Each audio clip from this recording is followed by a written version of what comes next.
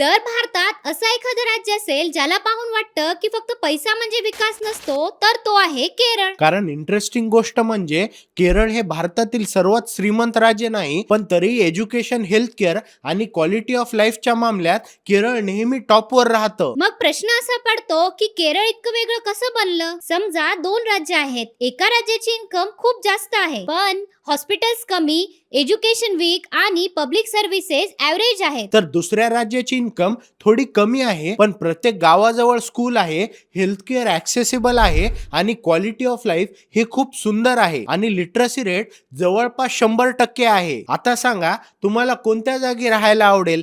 जास्तीत जास्त लोक दुसरा ऑप्शन निवडतील आणि केरळने याच फॉर्म्युल्यावर काम केलं. केरळने सगळ्यात जास्त फोकस केले एज्युकेशनवर, म्हणून भारतात आज सर्वात जास्त लिटरसी रेट केरळचा आहे. जेव्हा जास्त लोक एज्युकेटेड होतात तेव्हा त्यांना बेटर जॉब्स मिळतात, हेल्थ अवेअरनेस वाढते आणि पूर्ण सोसायटी डेव्हलप होते. दुसरी महत्वाची गोष्ट म्हणजे हेल्थ केअर. केरळमध्ये गव्हर्नमेंट हॉस्पिटल आणि प्रायमरी हेल्थ सेंटरचं नेटवर्क खूप स्ट्रॉंग आहे, म्हणून तिथली लाईफ एक्सपेक्टन्सी भारताच्या ऍव्हरेज पेक्षा खूप जास्त आहे. आणि इथे अजून एक इंटरेस्टिंग फॅक्टर येतो, तो म्हणजे गल्फ कंट्रीज. 1970 मध्ये लाखोच्या संख्येने केरलाइट्स मिडल ईस्ट मध्ये जाऊन काम करू लागले आणि त्यांनी घरी पाठवलेल्या पैशांनी केरळची इकॉनॉमीला भरपूर सपोर्ट झाला. नवीन घरे बांधली गेली, एज्युकेशनवर खर्च वाढला आणि लोकांचा स्टँडर्ड ऑफ लिव्हिंग इम्प्रूव्ह झाला. जर पैसा सर्व काही असतं तर प्रत्येक रिच स्टेट केरळ सारखं दिसलं असतं. केरळची खरी ताकद आहे ह्युमन डेव्हलपमेंट. म्हणजे किती लोक एज्युकेटेड आहे, किती लोक हेल्दी आहेत आणि ओव्हरऑल क्वालिटी ऑफ लाईफ कशी आहे. म्हणून केरळ आपल्याला एक महत्वाचं लेसन देतो